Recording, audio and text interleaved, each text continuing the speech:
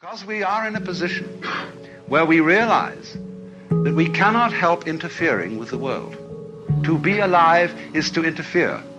You must interfere. You cannot go back and say, hands off nature, let's leave it all alone. Because you're stuck with it, especially once you've started to interfere in a major way. We have so altered our environment that there is no hope for it but to go ahead. But we can, to some extent, change direction.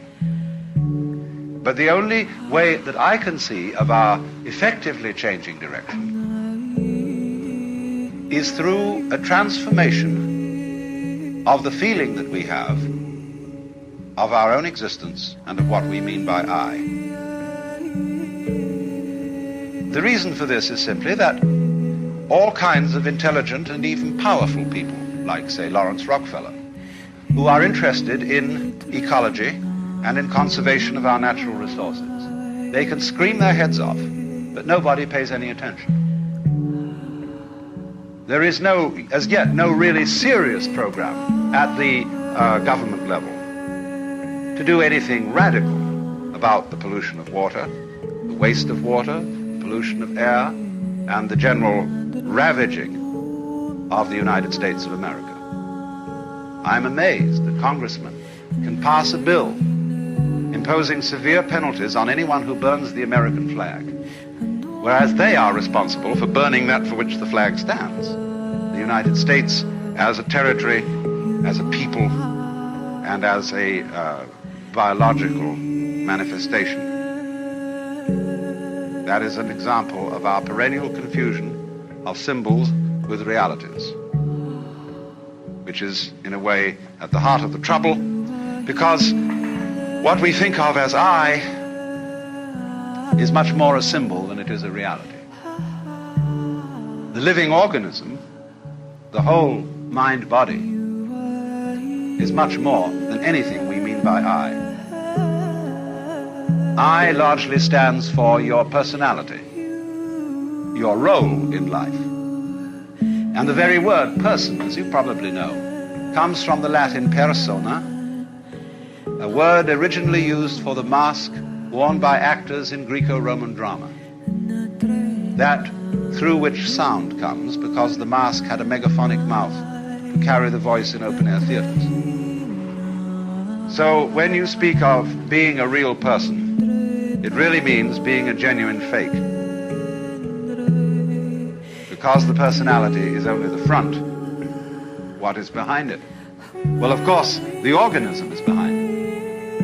The whole organism. And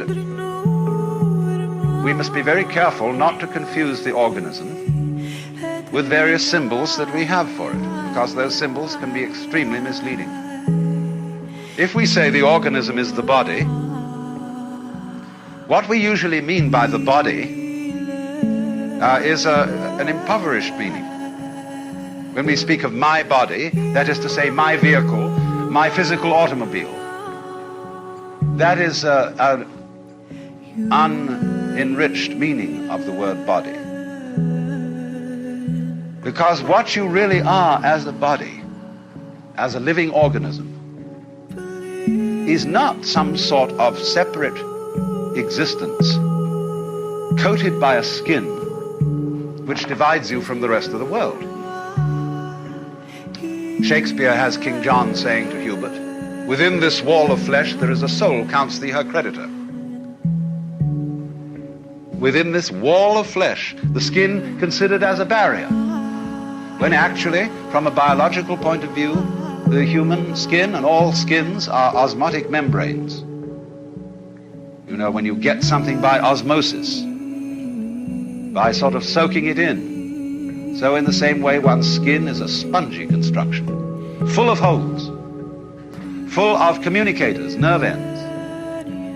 And your skin is simply a vibrating membrane through which the so-called external world flows into you and through you.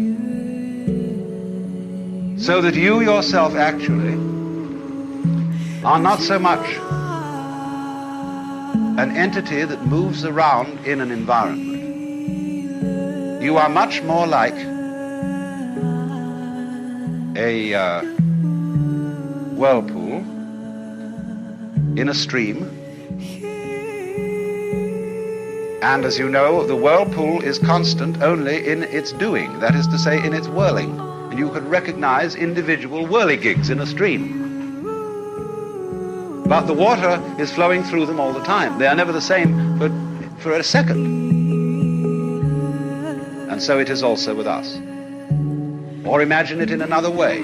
Supposing you have a rope, and 1 foot of the rope is made of hemp, 1 foot of it is made of cotton, 1 foot of it is made of silk, 1 foot of it is made of nylon, and so on. Now tie a simple knot in the rope. Now move the knot along the rope.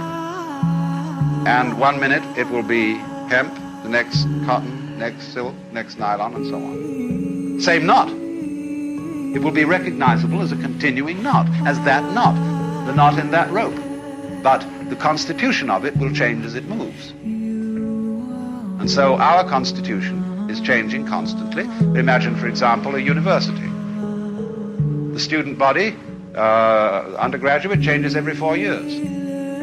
The faculty changes every so often. The buildings keep changing more and more. What constitutes the University of California? It certainly isn't the faculty, it isn't the students, it isn't the governors, it isn't the administration, it isn't the buildings. What is it? Why, a doing, a behavior, a universitying process of study and experiment and so on. So it is exactly the same with you. You flow. You are a process. But how do we draw the line about this process and its relationship to all other processes? We find that a very difficult thing to do the more you think about it. If you really felt with your whole organism, instead of just with that part of it called conscious attention, you would become aware of this flowing fact. And you would get a very strange feeling, which at first might frighten you. It is possible, of course, to have this feeling. And the feeling is like this. You would not be quite sure how to interpret it. You might feel that you yourself were doing everything else that's happening. That would be one way of feeling it. The other way of feeling it would be that you are doing nothing at all, but that everything else is doing you. And you would feel completely passive, like a puppet on the end of strings. Or though on the other hand, if you got the feeling that you're doing it all, you would feel like God Almighty. It is very easy for our consciousness to slip into this state of sensation. It can happen spontaneously, like measles. It can happen by training, as when someone practices yoga. It can happen chemically, as when certain drugs are taken. And one has to be very careful about this feeling because it's enormously easy to misinterpret it. Either as being omnipotent, being God in the personal, literal sense, or as being helpless and merely driven. Now, what should be understood is that both these ways of feeling are right, only they must both be taken together. To be simultaneously omnipotent and helpless. These are two poles, opposite poles of one and the same state. Because the message that is coming through, and that we find difficulty in understanding because it's contrary to our common sense, contrary to our whole history and conditioning, the message that's coming through is you as a living organism and all that is going on in your environment constitute a single process. What in physics we would call a unified field. A single process, like a pattern, but you know, any pattern has all sorts of subsidiary wiggles in it. Like the organism itself is a unified pattern, but it's full of wiggles. All sorts of tubes and organs and bones and nerves and so on. Working in this way. You know, the body doesn't have a boss. we could pitch a big argument. Who is really the top dog in your body, your stomach or your brain? I can argue for both ways. Well, let's first argue for the stomach. The stomach is fundamental. That's what eats, and eating is the fundamental thing of being alive. By putting food into the stomach, it digests it, and from there it goes out and energizes everything else.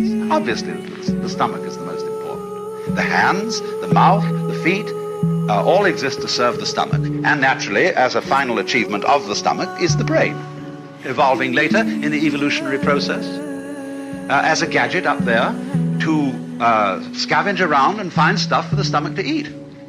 That's the function of the brain. But now let's take the argument to the side of the brain. The brain says, oh, no, come now. Just because I arrived late doesn't mean that I'm unimportant. I was being gotten ready for.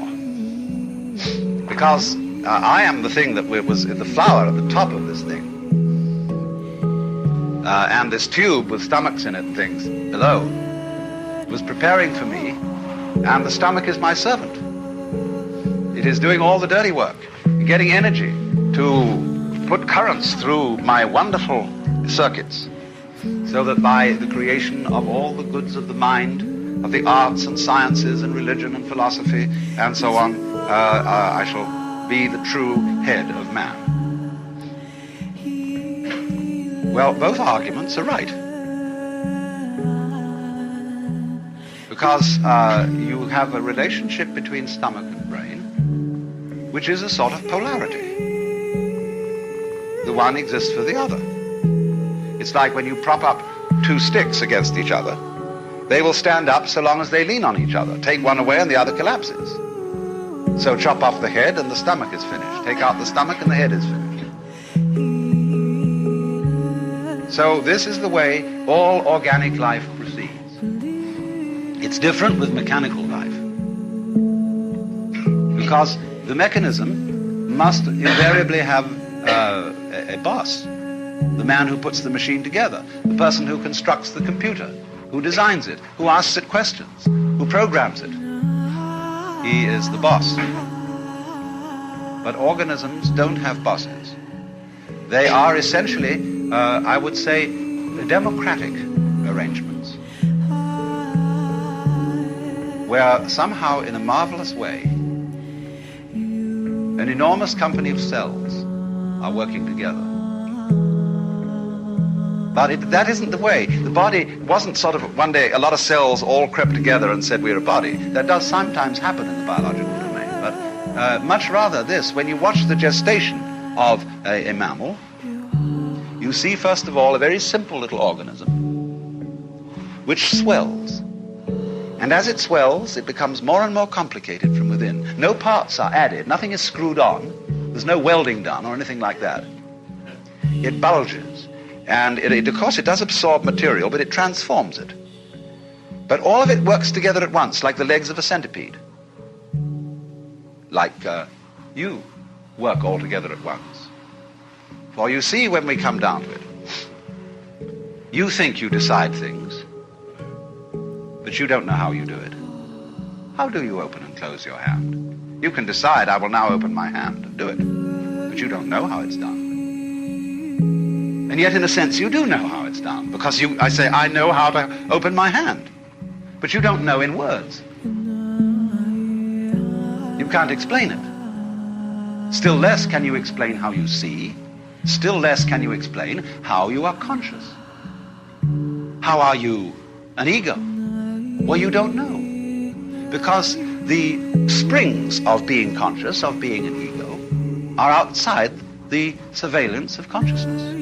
They're somehow underneath. And that lets the cat out of the bag at once, because you see that what is I is something very, very much deeper than the superficial consciousness. And what you call I in the sense of the voluntary willing center, ego, has very little to do with it. You are just a watchman on top of the mast, or a radar on a ship that is scanning the environment by conscious attention, looking out for trouble, or looking for food. The real you is much too complicated to think about. Supposing when you woke up in the morning, you had to switch yourself on. That is to say, you had to, by an act of conscious attention, to go through your brain and turn on all the synapses necessary for wakeful life. It'd take you hours. Supposing you really had to be conscious of all the details involved in walking, or in breathing, or in circulation of the blood, you'd never get around to it. So you see, when we inspect the physical world with conscious attention, the first thing that strikes us is that the physical world is extraordinarily complicated. How can it possibly be organized? But actually, the physical world is not complicated at all. What is complicated is the task of trying to describe it in words, or of trying to figure it out in numbers. Because that is analogous to the task of, say, removing the water from the Pacific Ocean into the Atlantic with a beer mug. We can only take one mug at a time. And so we say in popular speech, you can only think of one thing at a time. That's not exactly true. But what it reveals is that thinking, that conscious thought, is a kind of calculus in which we understand things bit by bit. And it leads us into the superstition that things really are bits. Now, when you eat chicken, of course, you have to bite it, and you take it in bits. And to make it easier to bite, you order from the grocer a cut-up fryer. But you don't get cut-up fryers out of eggs. Because you see, although we can speak of a chicken, an egg, or a body, it is not actually a bit. It hasn't been bitten off, except for purposes of thinking.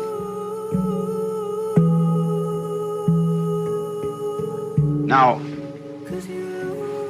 this is beautifully brought out in a passage from Whitehead, which I will read to you.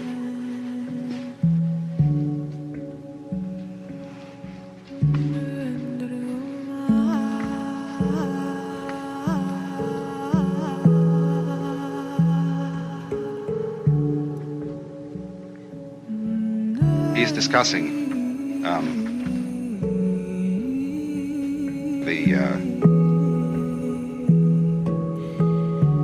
the 19th century philosophy of science,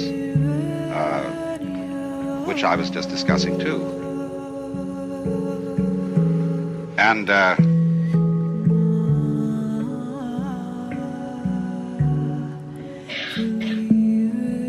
he's saying in this philosophy,